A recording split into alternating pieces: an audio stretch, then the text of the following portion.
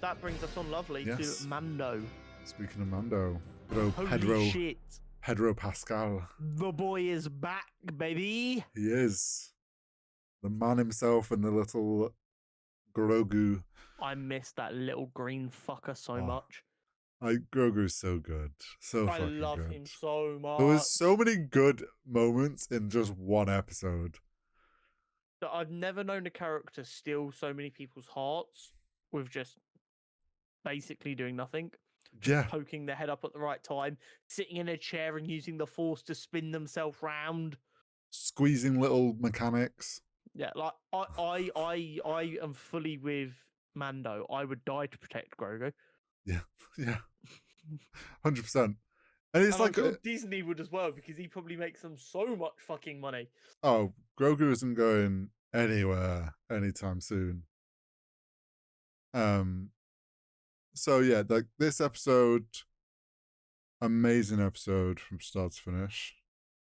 And I think I put it in our group chat, but like I feel like every season of Mando, the visual effects get better.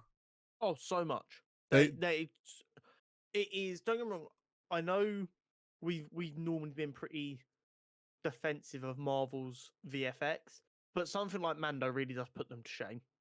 Yeah. You don't even know there's VFX going on. You just kind of watch it and you're like, oh, that looks live action. You don't like, there's not even a moment of, oh, that looks good enough to pass. You just kind of accept. Yeah, the difference in polish between Marvel and Star Wars, which I think, and it's something we'll probably talk about later on, is down to quantity. Because Star Wars is doing less, but they are putting in like so much more polish, like the VFX, the way that they use the volume, because we know they've used that since season 1, like they're just next level with it now. Oh, they're so good. So if you were like me and didn't watch Book of Boba Fett after the first 3 episodes, oh yeah, did you catch up? Dog shit TV show. Yeah, I did catch up. So you got to see all the little Luke moments. Yeah. So just a brief overview of that. Grogu was training with Luke. Mando melted down his Beskar spear to be turned into chainmail for Grogu. Yep. He got told he's not a Mandalorian anymore because he took his helmet off by the armorer. He gave the chainmail to Ahsoka, who gave it to Luke, who gave it to Grogu. But he gave it to Grogu and said, you can have the chainmail or you can have the lightsaber, but you can't have both. And if you don't choose the lightsaber, you're not a Jedi. You can go back to Daddy Boy. And Grogu went, psych, bitch, I am a Mandalorian. And on that note, I want Grogu to get his own helmet by the end of this series. So I don't think he'll get a helmet. I think he's going to get a lightsaber. I don't think he does anymore. No, I think he does. But yeah, anyway, that's basically what happened. Yeah. It's been confirmed. I think after the episode came out on Wednesday, a couple of people were like, wait, why is so much happening on Navarro so quickly? It got confirmed that between the end of Mando season 2 and the beginning of Mando season 3 is about 2 years. So that's how long Grogu spent with Luke. Yeah. Which is why Navarro is like a proper bustling city now. Yeah. And the New Republic is in full effect. Also, seems like they found some resource that they can make bank off. So that'll have helped. But I've got to be honest, that first scene with what essentially is a baptism. Yeah. Did you think that was Mando as well? Yeah, I thought this was a flashback. How fucking brilliantly well done was that? So well. I think, do you know what it was? We'd had the trailer and obviously seen like a bunch of Mandos.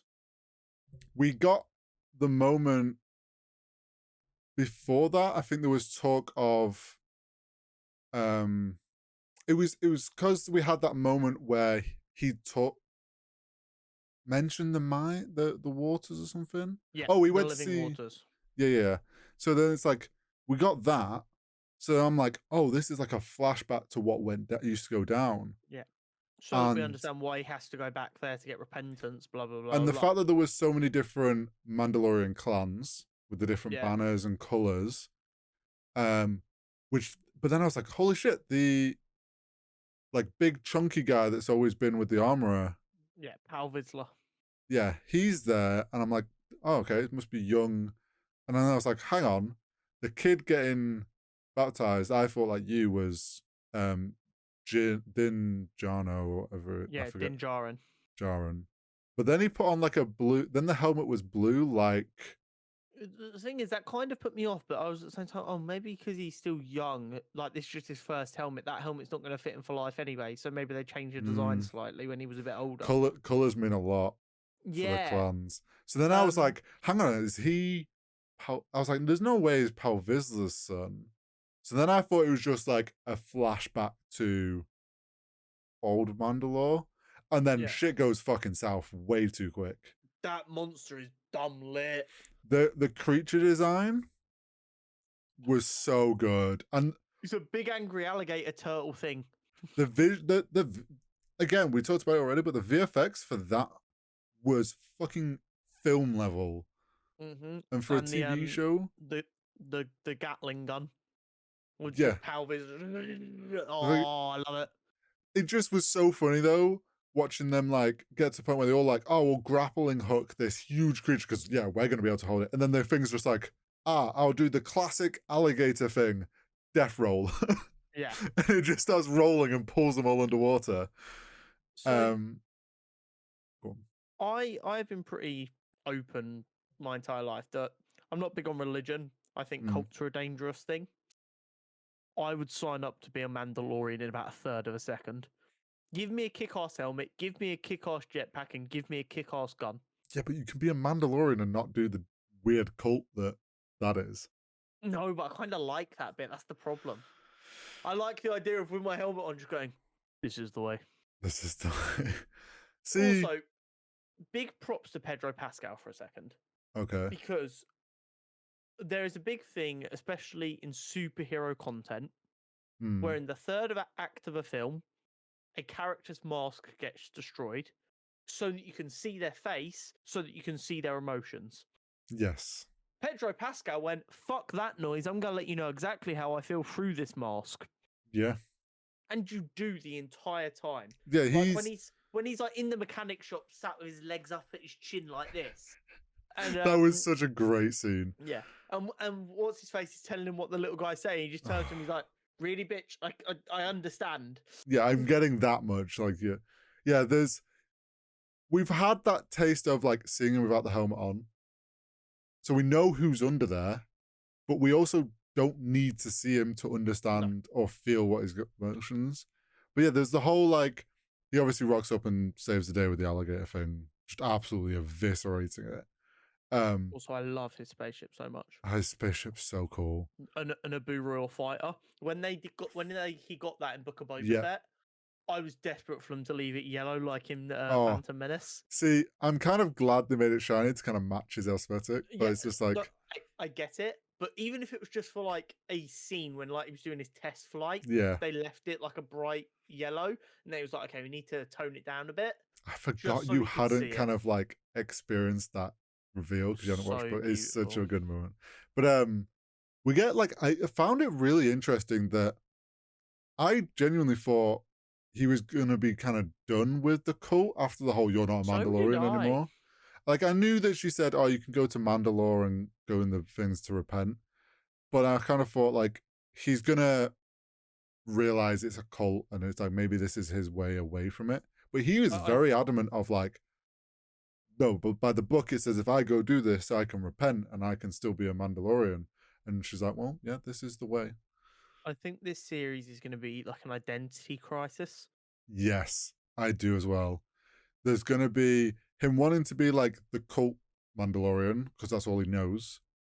There's gonna be the whole dark saber and leading, while also having um Bo-Katan, Bo-Katan. Bo-Katan saying you don't like your cult isn't the way of being a Mandalorian. Like where like, but then And let's not forget, also Mandalorians aren't too fond of Jedi. no, they're not. But like I also really enjoyed that whole they pull up to Bo-Katan's planet and he's like, oh, this on the edge here is a Mandalorian castle. Gorgeous. Visually, the architecture of that place, stunning.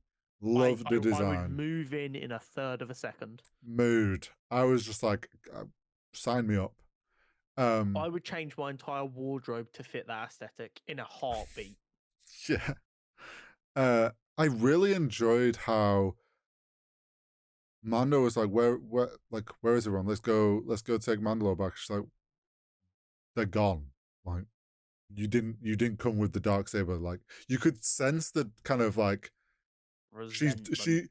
resentment, and also that's over. She's done. Like, she tried, it's done. Like, what the fuck do you mean? Where like you went off doing your own thing. Like, you're too late. Like, this is that kind of like there's tension there. And then she's like, "Have you still got the dark saber?" He's like, "Yeah, yeah." And she's like, "All right, go fucking wave it in front of him. Go get everyone back if you like." Go have a dick swinging competition. Yeah. She's like, nothing good has come of Mandalore. She tried to get people together. It's like, at the end of the day, she's like, it's that person that's just defeated and is like, I'm done with that past life. It's over. I think he's gonna switch her up to be. He's gonna get her back into being a more like, oh shit, no, like Mandalore is a thing that can happen. I think he's gonna change her perspective. I'm excited to see him go to Mandalore and see what he finds, because he is very determined. Do you know what the scene with the pirates confirmed to me? Go on. All I want in this world, all I want, is an open world Star Wars game where I can play as a bounty hunter throughout the entire galaxy. Wouldn't that be nice? Let me go planet to planet to planet to planet doing odd jobs for people. Yes, some will be boring as fuck, and it will just be take this package to this planet that is a 15-minute flight, like real time 15-minute travel. Cool. But there are going to be some awesome ones, and I want them. Let me be a bounty hunter. Let me build a reputation. Let me be as feared as the Mandalorian and Boba Fett and Cad Bane. It would be a great game.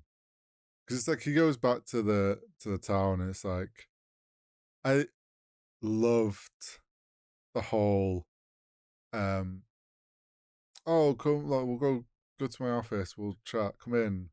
And oh yeah, we've got a statue. And he's in the office and he's like, oh, so I can set you up with a prime piece of real estate, and I can sort you out with like an in on the, basically being like, I need to sell this land and get business here, so I'll cut you a deal, settle down. And then Mando's like, no, I'm here on work.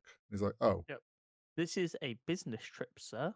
Yes, this is not me looking for real estate. I am not settling. Although that is exactly how that meeting looks with a single father with a young child. Oh, just child spinning in chair while they're looking at brochures. It's like coming back to the town that he's now prospering. It's like, oh well, and he offers him a sheriff job, which is just like perfect.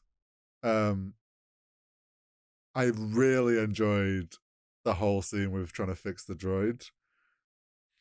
I've got to be honest. Go on. I'm a little bit annoyed if they do bring back IG-11 properly, because it takes so much out of his sacrifice. Yeah, I don't think they're gonna get him back. I really hope they don't, even though it'd be cool to see him again because he's fucking awesome. I got emotionally attached to that droid like I would, or like I've done to many of the Star Wars droids. But if a Star Wars droid dies, they do need to stay dead. Yeah, I get you. I quite liked that the parts of the statue that obviously weren't his were just left there. So it's like half of his body. That made me crack up, just like the just a couple of legs and an arm, and it's like, what? Were you like surprisingly like horror game-esque when they like came back to life and went defaulted? And I'm just like, oh shit, no. Like it's throwing Grogu at what's his yeah, shooting Hygiene cracked me up. It's just like the classic, like, oh shit, this creature's alive.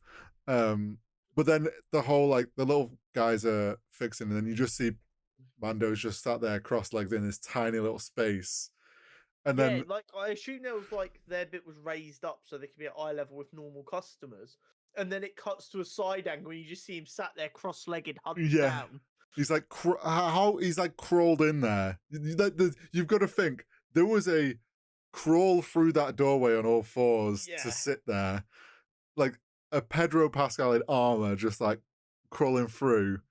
But then the end bit when Grogu goes to like he picks it and he's like, no squeeze, and he's like, Grogu, it's not a pet. And then he just lurches at him again. It's like kid wanting something. It's like when 100%. they pick up like a little puppy and they're like, oh my god, it's and the little puppy's just like, ah. It's fully Grogu going, oh my god, it's littler than me, I must cuddle it. Yes, exactly. I'll be honest, I was really worried Grogu was going to try and eat him. like the egg things from the previous. Yeah. I also enjoyed the jelly bean scene. Yes, just he's getting like more out there with using the Force. Yeah, he's just absolute vibes at all times. Which at the same time though, my brain's like, he needs to be careful. Mando's just like, he's just letting him do his thing. And I think Mando trusts himself to deal with most people. True. I just think like there's gonna come a point where they do that in the wrong place and someone's gonna be like, Jedi. Scum. Another visual effects moment that I loved was the bit in the ship when they're doing the hyperspace bit. Just the visuals of like Grogu looking at the glass and how they got all the reflectives. And then he's teaching, he was like, oh, to be a Mandalorian, it's not just, you've got to know your way around the galaxy. But I don't know if you'll have picked up on this. The space whale things? Yes. What I got the impression that they're important, but I am not aware of them. We have seen them once before in the Rebels series. Okay. With Ezra Miller. I forget his name. He's called Ezra. Yeah, that's a Freudian slip though. Yeah, that is. What is this? Ezra, does he have a last name? Bridges. Oh, okay. Bridger. Ezra Bridger. Yeah, I knew it was. That's because we've talked so much about the other one on this podcast. He comes across the whales and uses the whales to help him out. They are hyperspace whales. They are connected with the Force in ways. Oh, really? Yeah. So they're called what they're called, purgils. I think that's what they are. Yeah. Oh, they're cool. Yeah, so he uses them in Rebels to help repower a ship so he can get, like, he uses the Force to help control them and stuff. So everyone's a bit like, ooh, linked to Ezra. Grogu is very strong with the Force. Strong with the Force, but also there's stuff I don't want to, because I know you still need to watch Rebels. There's like a potential link there to Ezra. Nice. So yeah, that was really cool to have them in the live action, especially with the fact we're gonna be having Ahsoka, which is set obviously before episode 4. Yeah.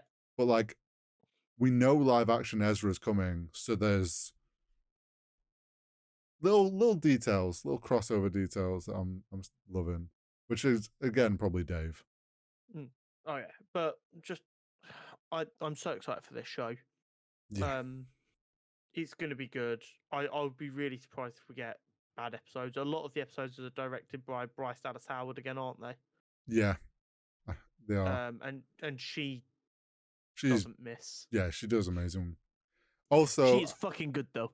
I know that Dave said, I think it's Dave said, then like there's no end plan for Mando and Grogu. Like, these are characters that are not going anywhere anytime soon. So no, I'm still just scared they end up dead somehow. I don't trust Dave. He keeps on feeding us all the 66 every chance he gets. He likes our pain. Oh, we've not had it yet. It's still gonna come. Oh, it's gonna be so bad. But yeah, he said that there's plenty. Like, we're gonna get a lot of seasons, I think, of Mandalorian. I fucking hope so. I think, especially like if he 6 seasons in the movie. If he starts to rebuild Mandalore and we get like a leading the Mandalorians, Game of Thrones, clans, we could have some fun with that. Because right now, Mandalorian's kind of been like a Western kind of theme to it. Yes, scattered and. If they want to do like 4 seasons of it being a Western, and then they've rebuilt Mandalore, and then we get like 2 or 3 seasons of it being like a fantasy, that can work. Well, it's like, and I know obviously it's like sci-fi Western and sci-fi fantasy, but it can still work and it'll keep it feeling fresh. Oh yeah, because we can have some really cool like medieval feeling clan-esque sort of shit going on. Exactly. But yeah, great episode. Look, I can't wait for the rest of the season. Strong start.